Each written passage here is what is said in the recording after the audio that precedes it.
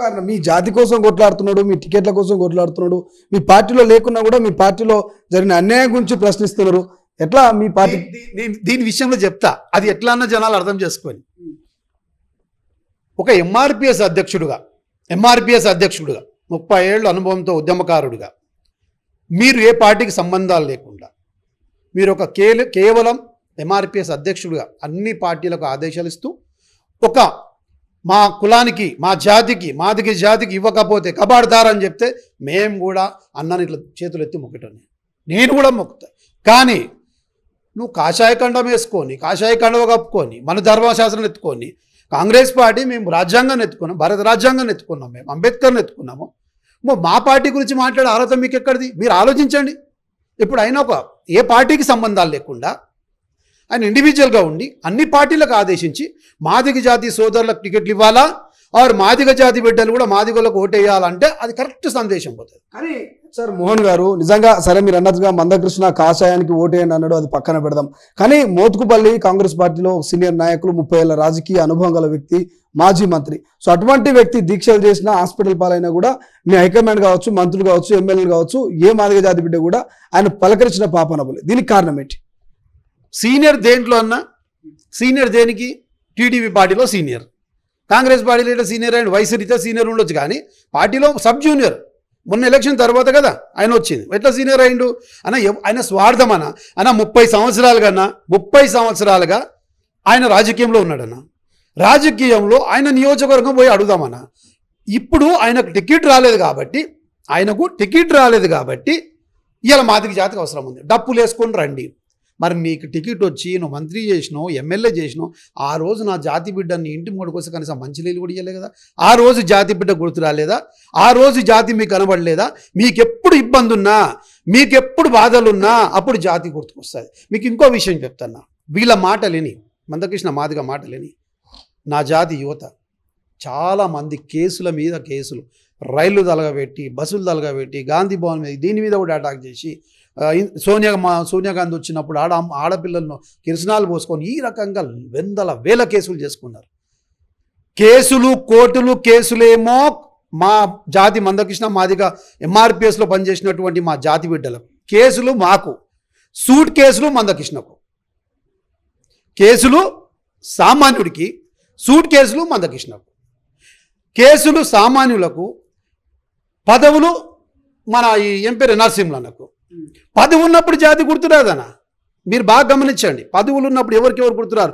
పదవి ఎట్లయితే పోయిందో జాతి గుర్తుకొస్తుంది. నరసింహ ఏం పేరే మోత్కుపల్లి నరసింహ. మందకృష్ణ అన్నకి ఏమంటే ఎన్నికలప్పుడు జాతి గుర్తుకొస్తుంది. 5 ఏళ్ళు మళ్ళీ కనబడాడు. ఇప్పుడు కూడా నేనేమంటున్నా, ఆయన కనుమరుగైపోయాడు. నేను ఒక విషయం, కేసీఆర్ గారు గత 10 సంవత్సరాల పాలన చేశాడు. మరి ఏ రోజుకు బయటకు ఎందుకు రాలేదన్నా? దేనికి మాట్లాడలేదేమన్నా? ఆ 10 సంవత్సరాలు ఆయన దళిత సీఎం చేస్తున్నాడు. మరి ఎందుకు చేయలేదు? నువ్వు ఒక జాతి బిడ్డవు కదా, మరి మా జాతికి ముఖ్యమంత్రి చేస్తాను ఎందుకు చేయలేదు? ఎందుకు అడగలేకపోయినావు? 3 ఎకరాలు ఇస్తాను మా జాతికి అని ఎందుకు అడగలేకపోయినావు? ఇంటికి ఉద్యోగం ఇస్తాను మా జాతి బిడ్డలకు ఉద్యోగం ఇస్తాను ఎందుకు అడగలేకపోయినావు? ఉస్మానియా యూనివర్సిటీలో కొట్లాడింది సచ్చింది మా జాతి, మరి వాళ్ళ గురించి నువ్వు ఎందుకు మాట్లాడలేకపోయినావు? అప్పుడు జాతి అర్థం గుర్తు రాలే. 10 ఏళ్ళు 3 నెలల్లో నీకు డైజెస్ట్ అవ్వట్లేదు ఎందుకు? అంటే నీకు ఎంత విషయం ఎందుకు కాంగ్రెస్ పార్టీ మీద? మొదటి నుండి కాంగ్రెస్ పార్టీ శత్రువునా? సార్ రాజేంద్ర గారు మీరు చెప్పండి, మీకేమనిపిస్తుంది? ఎందుకంటే 4వ తారీఖున ఇందిరా పార్క్ ధర్నా చౌక్లో ధర్నాకు సిద్ధమవుతున్నారు మందకృష్ణ కావచ్చు, మోత్కుపల్లి. సో ఆ ధర్నాలో చాలామంది మాదిగ జాతి బిడ్డలంతా కూడా హాజరవుతున్నటువంటి నమ్మకంతో ఉన్నారు వాళ్ళు. మీరు ఎట్లుంటుంది? మీ సపోర్ట్ ఏమైనా ఉంటుందా, లేకపోతే మీరు ఎట్లా దాన్ని వ్యతిరేకిస్తారా, స్వాగతిస్తారా? ఎట్టి పరిస్థితుల్లో కూడా మందకృష్ణ చేసే కార్యక్రమాలకు కానీ, మోత్కుపల్లి నరసింహులు గారు చేసే కార్యక్రమాలకు ఏ దళిత జాతి బిడ్డ కూడా సపోర్ట్ చేయడు. ఎందుకంటే వాళ్ళు గుర్తింపు కోల్పోతున్న క్రమంలో గుర్తింపు కోసం ఇది ఒక ప్రయత్నం, ఇది ఒక పెద్ద కుట్ర అండి. బీజేపీ బీఆర్ఎస్ చేస్తున్నటువంటి కుట్రలో భాగంగా ఈరోజు మందకృష్ణ గారు కాంగ్రెస్ పార్టీ మాదిగలకు టికెట్లు ఇవ్వలేదనేది ఎత్తుకున్నాడు. ఎందుకు ఇవ్వలేదంటే ఈయనే కారణం. ఎందుకు కారణం అంటే, నువ్వు ఒక జాతికి నాయకుడు ఉండి ఒక పార్టీకి నువ్వు కొమ్ము కాస్తే టికెట్లు ఎట్లా ఇస్తారండి? నువ్వు ఒక బీజేపీకి కొమ్ము కాస్తావు, అంతకుముందేమో టీఆర్ఎస్ కొమ్ము కాసినావు, అంతకుముందు కాంగ్రెస్ కొమ్ము కాసినావు, ఒకసారి ఫస్ట్ మొదట్లో టీడీపీ కొమ్ము కాసి నువ్వు వెళ్ళి బీ ఫాములు తెచ్చి క్యాండిడేట్లకు ఇస్తావు. అది ఒక ఉద్యమ నాయకుడు చేసే పని. ఫస్ట్ టీడీపీ చంద్రబాబు నాయుడు గవర్నమెంట్లో క్యాండిడేట్ నాకు టికెట్ కావాలనుకో మాట్లాడుకొని పోయి అక్కడికి వెళ్ళిపోయి టికెట్ బీఫామ్ తెచ్చి చేతి నుంచి తెచ్చి ఇచ్చిన రోజులు ఉన్నాయి, మేము చూసినాం. అది చాలా తప్పండి. ఒక ఉద్యమ నాయకుడు అంటే జాతి మేలు కోసం పనిచేయాలి, జాతి అభివృద్ధి కోసం పనిచేయాలి. ఏదో ఇప్పుడు 30 సంవత్సరాల నుంచి ఉంది, తెలంగాణ సాధించుకున్నాము, ఏబిసిడి ఎందుకు సాధించుకోలేదండి? ఈ యొక్క బేరసారాలకు పోయేబట్టే ఇవంతా జరిగింది.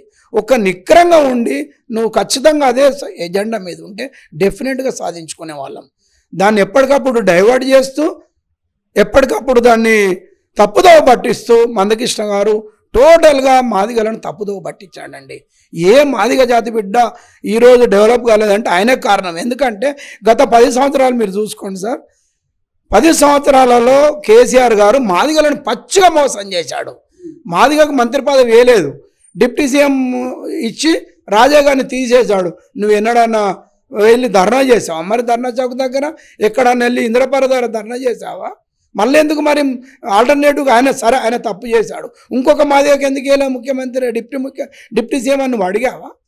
మరి అప్పుడు అదే కాకుండా లిడ్ క్యాబ్ అనే సంస్థను చర్మకారులు వృత్తికారులు ఏదైతే ఇప్పుడు గౌడ సంఘం కానీ వాళ్ళు ఎట్లయితే వృత్తికారులు ఉన్నారో మాదిగలు చెమారులు మోచీలు వృత్తి అంటే లిడ్ క్యాబ్ సంస్థ స్వాతంత్రం వచ్చి నుంచి ఇప్పటి వరకు లిడ్ క్యాబ్ సంస్థ పనిచేసింది. ఓన్లీ గత 10 సంవత్సరాల్లో లిడ్ క్యాబ్ సంస్థను పూర్తిగా మూసివేసినారు. 1000 ఎకరాలు లిడ్ క్యాబ్ సంస్థలో భూములు ఉన్నాయి, ఆల్రెడీ మిషనరీ ఉంది, ఇండస్ట్రీ ఉంది. అది ఒక్కరోజు కూడా చేయలేదు, దాని చైర్మన్ పెట్టలే, డైరెక్టర్లను పెట్టలే. ఆ సంస్థను నిర్వీర్యం చేసినారు ఎవరు? కేసీఆర్ ప్రభుత్వం. నువ్వు ఒక్కరోజు అడిగినావా? అదేవిధంగా SC/ST కమిషన్ను 10 సంవత్సరాలలో ఓన్లీ 3 సంవత్సరాలు ఎర్రల శ్రీనివాస్కి ఇచ్చారు. 6 సంవత్సరాలు దానికి చైర్మన్ లేడండి. ఆ కమిషనే పనిచేయలే. ఫస్ట్ 3 ఏళ్ళు పనిచేయలే, మధ్యన 3 ఏళ్ళు ఎర్రల సీన్ ఉన్నాడు, దాని తర్వాత 3 ఏళ్ళు పనిచేయలే. మొన్న 3 నెలల కింద ఎలక్షన్లు డిక్లేర్ చేసే ముందు కమిషన్ వేశారు. అంటే నువ్వు ఒక్కరోజు అడిగావా SC/ST కమిషన్ ఎందుకు వేయలేదని? మోత్కుపల్లి నరసింహులు అడిగాడా, లేకుంటే మందకృష్ణ గారు అడిగారా? మరి లిడ్ క్యాబ్ సంస్థను ఎందుకు ఓపెన్ చేయలేదు? మా చర్మకారులకు మరి ఇండస్ట్రీస్ అన్ని జాగాలల్లో ఫ్యాక్టరీలు ఉన్నాయి, దాన్ని నడపట్లేదు. అంటే జీవనోపాధి ఎంతమంది 1000 మంది ఈరోజు జీవనోపాధి కోల్పోయాను. అప్పుడు నీకు నీ జాతి గుర్తు రాలేదా? జాతి అభివృద్ధి అంటే ఏందండి? ఒక ఎమ్మెల్యే టికెట్ ఎంపీ టికెట్ కాదు, వాళ్ళకు కావాల్సిన ఆర్థిక అభివృద్ధి జరగాలి. ముఖ్యంగా ఈరోజు డిఫరెంట్గా ప్రతి పార్టీకి ఒక మేనిఫెస్టో ఉంటుంది, ఒక ఈక్వేషన్ ఉంటుంది. 10 సంవత్సరాల తర్వాత ఈరోజు కాంగ్రెస్ పార్టీ ప్రభుత్వంలోకి వచ్చింది, వాళ్ళకి ఎన్నో ఇబ్బందులు ఇరుకులు ఉన్నాయి. మాకు వాటిని అధిగమించడానికి ఈరోజు గెలిపే ముఖ్యంగా రేవంత్ రెడ్డి గారు ఆధ్వర్యం లోపల రాహుల్ గాంధీ గారు ఒక పాలసీ తీసుకున్నారు, గెలవాలి. ఫస్ట్ కేసీఆర్ నియంతృత్వ పాలనను ఎండగట్టాలి, పక్కకు తోలాలంటే ఎలాంటి పాలసీ తీసుకోవాలి, ఆ పాలసీలో గవర్నమెంట్ రావడం జరిగింది. ఈరోజు ఎంపీ టికెట్లు రావాలి అనేది వీళ్ళంతా ఒక ఏమంటారు దాన్ని, వాళ్ళు ఒక కుంటి సాకు, లేకుంటే వాళ్ళని ఒక మభ్య పెట్టడమే. నిజంగానే అది ఉంటే ముందే ఎందుకు చేయలే ఈ ధర్నాలు? టికెట్లు అప్పుడు ఎందుకు అడగలేదు? అన్నీ అయిపోయి, డేట్ అయిపోయి, నామినేషన్స్ అయిపోయి, విడ్రాలు. ఇప్పుడు నువ్వు చేసేది, ఇప్పుడు నువ్వు డిమాండ్ చేసేది. నిజంగా నువ్వు జాతి అభివృద్ధి కోరేవాడు అయితే, జాతి నాయకులను అభివృద్ధి చేయాలనుకుంటే నువ్వు ముందు ఒక ప్రణాళికబద్ధంగా డిమాండ్ పెట్టాలా. మా వాళ్ళకు టికెట్లు ఇవ్వాలా, 2 టికెట్లు మా జనాభా శాతం ప్రకారం రావాలనేది రాహుల్ గాంధీ దగ్గర పెట్టాలా, AICCలో పెట్టాలి. ఎందుకంటే పార్లమెంట్ టికెట్లు అక్కడి నుంచి డిసైడ్ అవుతాయి.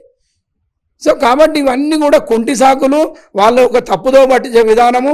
ముఖ్యంగా బీజేపీని వీళ్ళు మెడలేసుకొని బీజేపీకి కానీ ఒక్కటి నా ప్రజలకు విజ్ఞప్తి చేస్తున్నా, మందకృష్ణ గారికి అడుగుతా ఉన్నా, మోత్కుపల్లి ఎవ్వరు ఏ ఒక్కరు కూడా బీజేపీకి ఓటేసే పరిస్థితి లేదు. దళితులే, ఒక్క మాదిగలు కాదు, మాలలు వేయరు, మాదిగలు వేయరు, ఉపకులాలు వేయరు, క్రిస్టియన్స్ వేయరు, ముస్లిమ్స్ వేయరు. ఈరోజు గుర్తుపెట్టుకోండి, బీసీలు వేయరు. ఎందుకు వేయరు అంటే 10 సంవత్సరాలలో దేశాన్ని బస్టు పట్టించిన నాయకుడు మోడీ. ఎందుకంటే అన్ని పబ్లిక్ రంగ సంస్థలు అమ్మేశాడు, LIC లాంటి సంస్థలను అమ్మేశాడు.